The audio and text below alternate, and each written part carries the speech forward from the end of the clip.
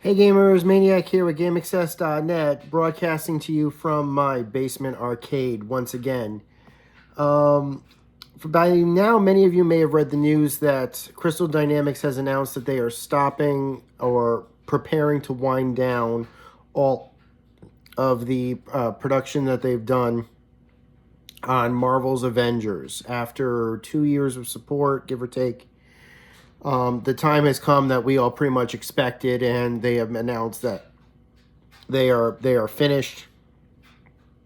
There will not be more updates, at least no more future updates following March 2023. There will be no more content coming to it, and that means that they will be ceasing support for the game probably around September. My guess is that this probably has to do with the fact that the license is expiring and they are choosing not to renew it. That happens with pretty much any type of major licensed games. At some point, the license will expire. In some cases, it expires a lot faster than you'd think it does. Insert Star Trek Elite Force 2, which had a license that expired almost immediately after the game came out, which is why it was a while before it ended up on digital platforms, and most sales had to go through physical. But this has happened, and but that's not having to say if you have a copy of the game, either a game that you purchased over the digital storefront before September, or a physical copy of the game whenever that may come into your possession, those will still work.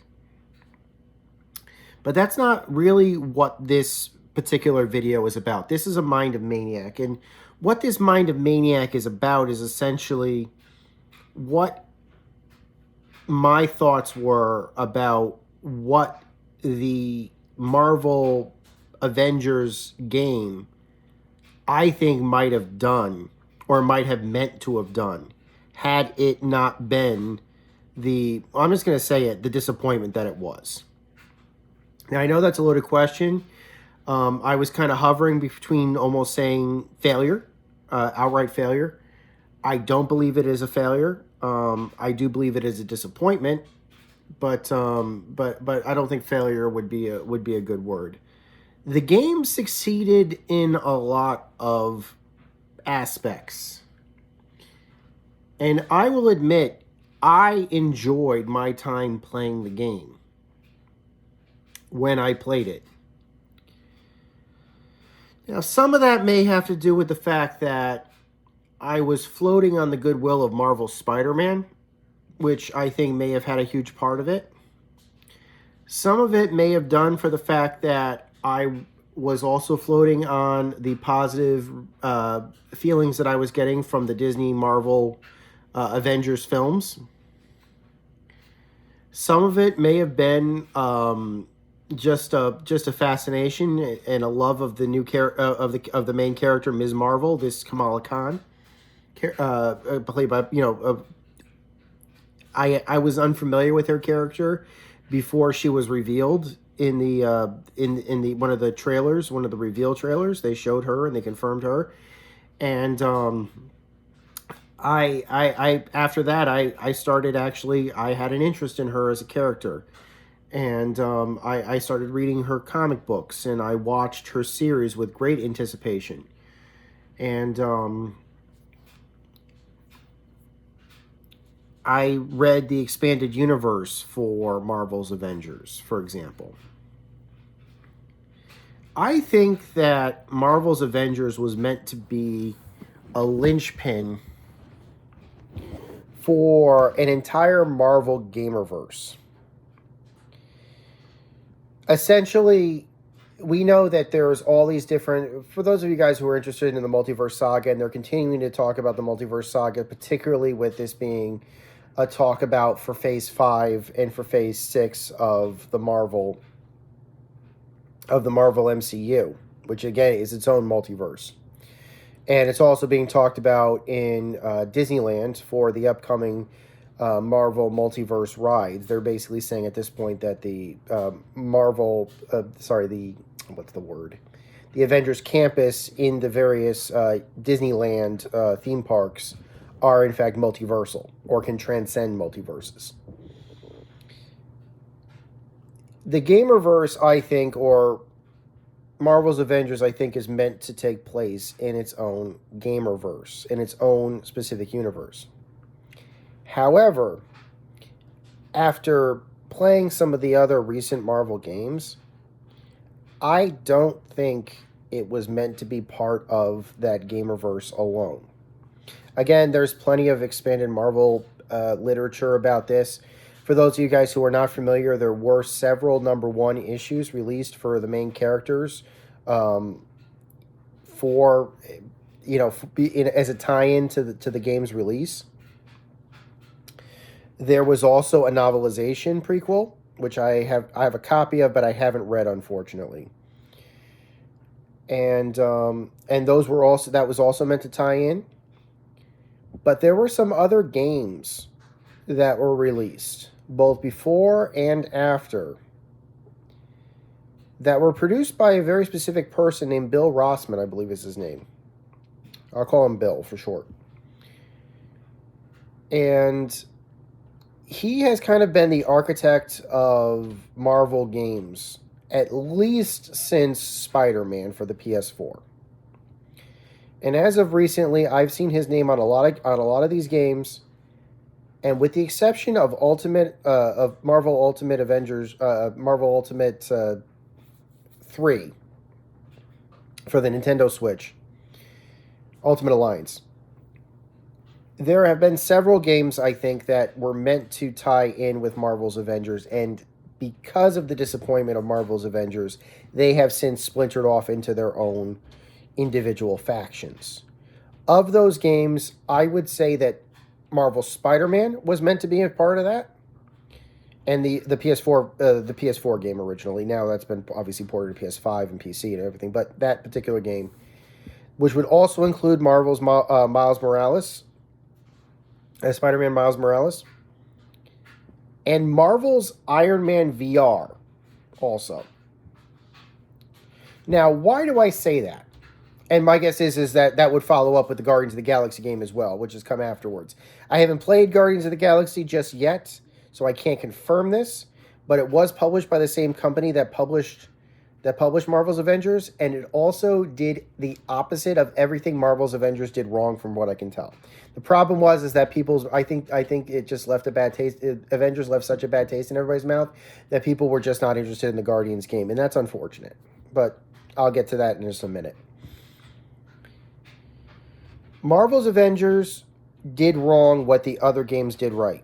They stooped to microtransactions and just DLC, and not DLC, but almost. I'll just say that they stooped to microtransactions. Previously, there were games like Marvel's Spider-Man and even Miles Morales that did not play that. That did not go there. If you played through and unlocked everything in Marvel Spider-Man on PS4, even if you had a pre-order that gave you early access to some of the character animations and character outfits, if you had played through the game, you would have had everything unlocked. You would be able to unlock everything just from collectibles and bonus stories. For Marvel's Avengers, all they did was just pump out recolored character skins for models that they already had created, and charge for loot boxes for getting them.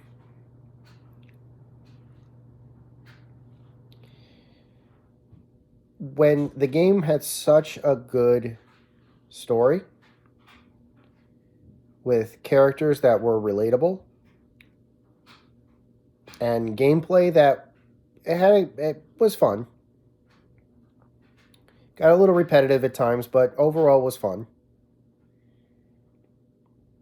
That is a travesty.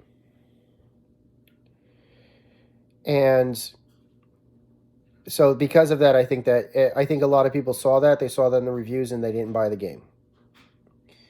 And the reviews of the people who did, it affected the loot boxes, affected their review scores. It affected their reviews People read those reviews, responded negatively, did not buy the game. And when time passed of people not playing the game, not buying this game, that by all accounts should have been a huge seller, I think that decisions were made that this was no longer, this would be separated into its own canon, basically. There are two pieces of evidence that I can think of off the top of my head that make me think that this was not originally part of the plan. There is a moment in Spider-Man's in the Spider-Man PS4 campaign where we see Avengers Tower is there. And if you actually do snap up a picture, which is they call it a landmark picture of Spider-Man, of the Avengers Tower, Spider-Man does mention that the Avengers are currently on the West Coast, which is where the Avengers start in the Avengers game. That's where it starts. Literally, they built a second Avengers Tower, which looks identical to the Avengers Tower that was in Manhattan, as well as a new helicarrier with an experimental power system on the West Coast. That alone should be that's enough of a connection for me. But as for when, there is another thing that I thought was kind of interesting. Avengers doesn't say when it's going to happen, and then there's a time jump. Now, there's other... Spider-Man, for the most part, takes place. There's no time jump. Spider-Man Miles Morales takes place shortly after the events of Spider-Man. There doesn't really seem to be a major time jump. However, Avengers has a big time jump of 5 years. It starts in a prequel scene, and then it moves forward. So there is a time jump there. However, and this is the big thing. It's very possible that Avengers could take place after Miles Morales. It's not really clear. There was no mention of what happened to the Avengers, or there's no mention of the events of A-Day or anything like that in either Miles Morales or the PS4 game. No big deal. So it's possible all of that takes place afterwards, after Miles Morales. But what about Iron Man? There is another game that was part of this originally. Iron Man for the PSVR and Oculus. Forgive that bell. Somebody is not getting the hint that I'm not responding to their text right now. So please don't check their...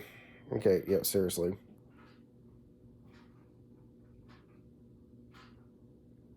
Okay. So, anyways, there is another game that actually also suffers from a time jump.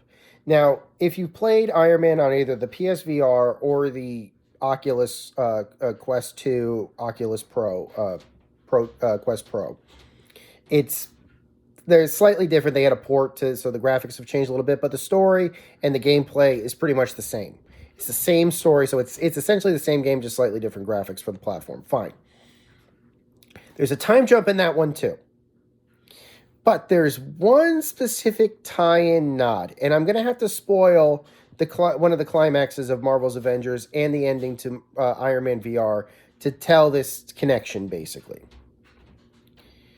There's a time jump in Iron Man VR almost immediately. Basically, they show a prequel scene, which could pretty much happen anywhere in the timeline, but probably happens way before even Spider-Man happened, where Iron Man is putting the gunsmith away and everything else, and then it fast forwards to a couple of years later. Pepper Potts is now named CEO of Stark Industries, and then there's the Ghost attack.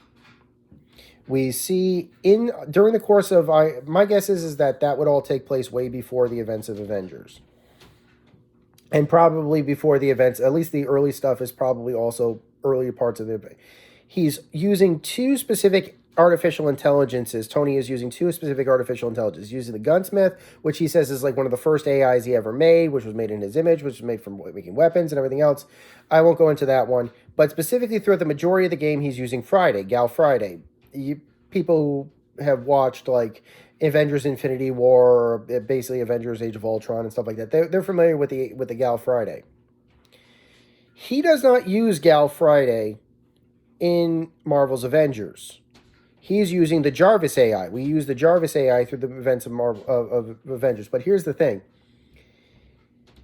In Avengers, Jarvis is referred to as an old AI that he had saved in an old drive that had been outmoded.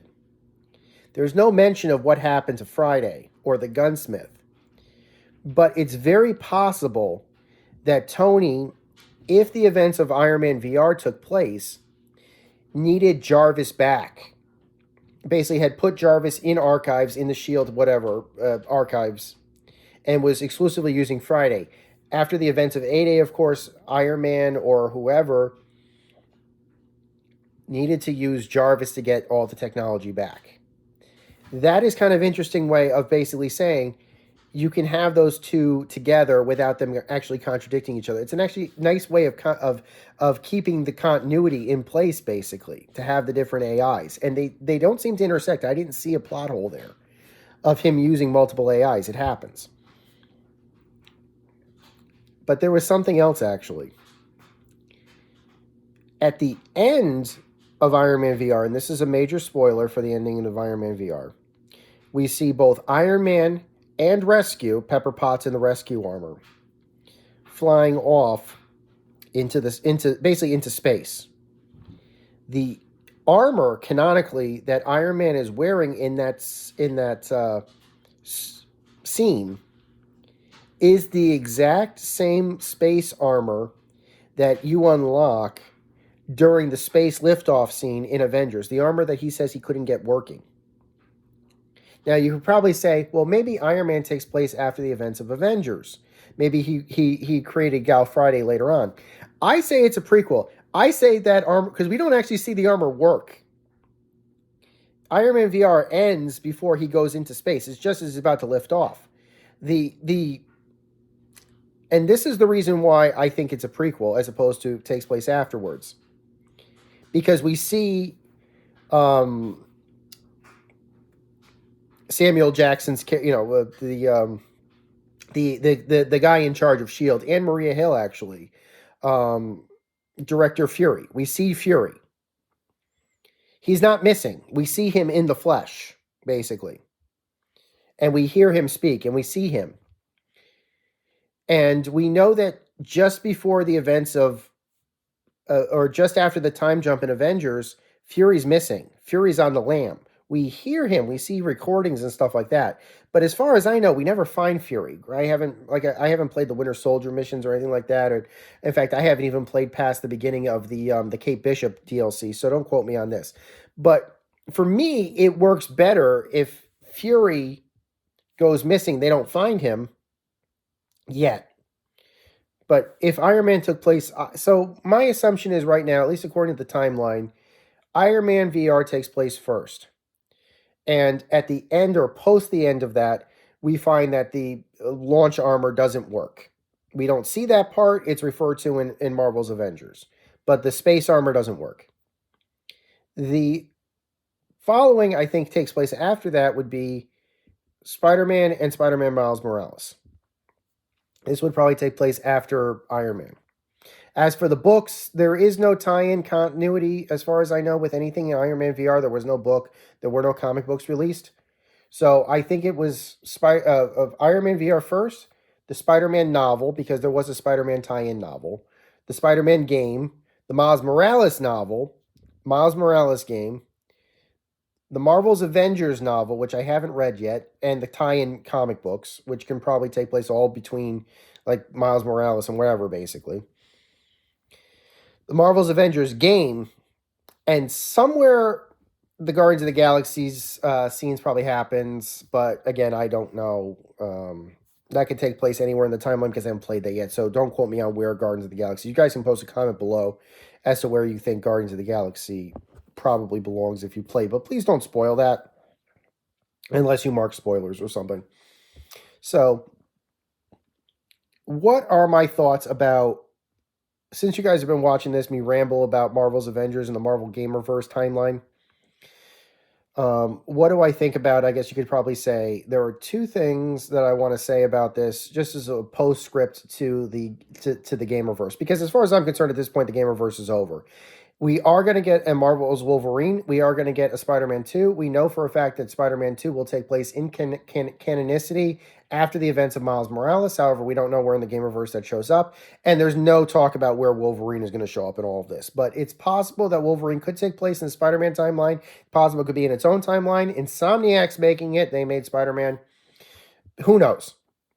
And for all we know, Guardians could take place in its own separate timeline too. I haven't played it, so I can't comment. But what are my thoughts about the Gamerverse now that now that it's pretty much over? One, it really had a lot of promise. And I stand by the decision that had Marvel's Avengers not had these microtransactions, they would have gone ahead with the plan. Because the microtransactions ruined it. It ruined all the goodwill people had towards it. They were willing to go ahead on Kamala Khan. They were willing to go ahead with the gameplay. The previews were good of like the opening scenes and everything where they showed the game. People enjoyed how the characters played, the diversity of the characters, but they hated and I'm guilty of this too. Once I finished the campaign, I had no interest in continuing to play, and I was skeptical of all the releases afterwards because the majority of the promotions that they had were all of character DLC costumes. That's the majority. They did release an extra DLC campaign for free.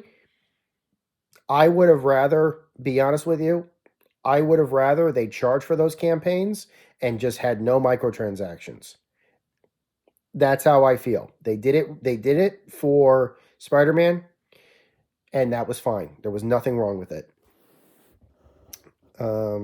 So there is one other thing I wanted to comment about, and that was the appearance of Peter Parker changing between the PS4 release of the game and the PS5 and I think PC re-release based itself on the PS5 code, I think. A lot of people complained about this shifting appearance of the PS4 Spider-Man's face because they recast the actor that looked a little bit more like Tom Holland. A lot of people thought that was a little bit odd and non-coincidental. The development team said that it was because of they needed a facial voice, a facial actor that matched Yuri Lowenthal's face more closely because of at PS5 resolution, the dots, basically the facial dots or whatever it is that they were using to do face tracking for the performance, couldn't map as well onto the actor that they originally used in the PS4 game, but worked better on this alternate actor. They looked more similar, I guess. A lot of people cried foul about it because they really liked the appearance of the actor that they did use in the PS4 game. And they cried BS on that response. I will say this. The same people that made those comments about the disappointment in the change of the appearance of the actor for PS4 versus the PS5 version of Spider-Man on Sony's Marvel Spider-Man, I honestly believe the decision was made more from the meme.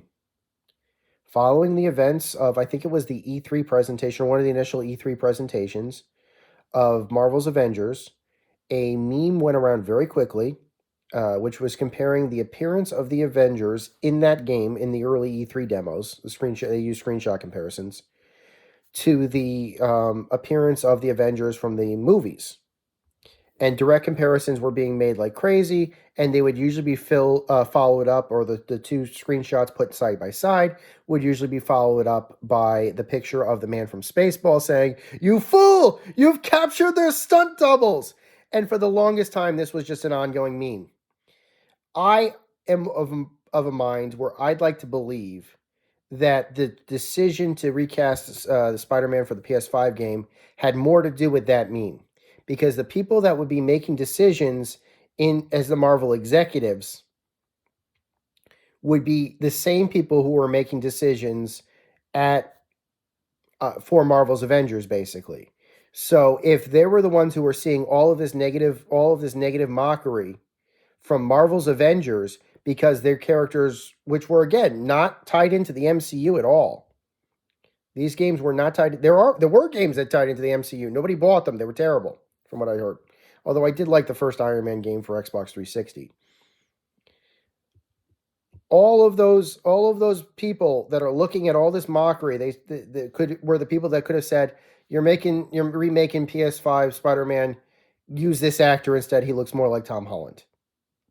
I would say I am certain of this. And I could be, obviously, I don't know what's in the room, but for me personally, I am certain that that is the reason why.